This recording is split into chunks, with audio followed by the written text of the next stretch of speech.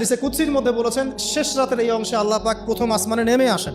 আরশে আজিম কত উপরে, আল্লাহ পাক প্রথম আসমানে নেমে আসেন মানে আল্লাহ পাকের রহমত কি হয়, একদম কাছাকাছি চলে আসে। আল্লাহ পাক দোয়া কবুল করার জন্য বলেন, কে আছো আমাকে ডাকবে। আল্লাহ পাক আহ্বান করেন, কে আছো পৃথিবীবাসী আমাকে ডাকবে, আমি তার ডাকে সাড়া দিব। কে আছো আমার কাছে দোয়া করবে, আমি তার দোয়া কবুল করব। কে আছো আমার কাছে ক্ষমা চাইবে, আমি তোমাকে ক্ষমা করে দিব। কে আছো অসুস্থ, আমার কাছে শেফা চাইবে, শেফা দিয়ে দিব। আল্লাহ পাক আহ্বান করতেই থাকেন ফজর পর্যন্ত। কি পর্যন্ত? আর ওই সময় এই যে সারা রাত জায়গায় মানুষ ওই সময় ঘুম দেয়, তাই না?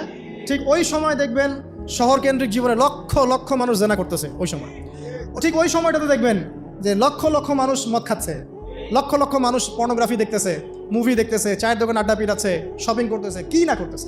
আল্লাহ পাকে আহ্বান করছেন ওই সময়, আল্লাহ পাকে আহ্বান করছে, কে আসো আমাকে ডাকবে, কে আছো। মানুষ এই কাজ করতে থাকে।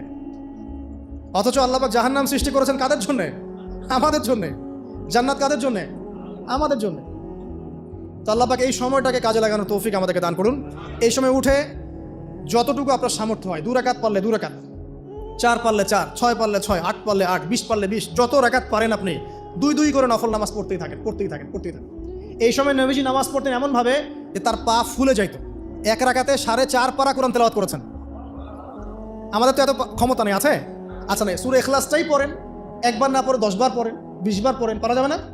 1 রাকাতে 12 বার সূরা পড়া যাবে না? যাবে। একটা আয়াতও বারবার পড়া যাবে না?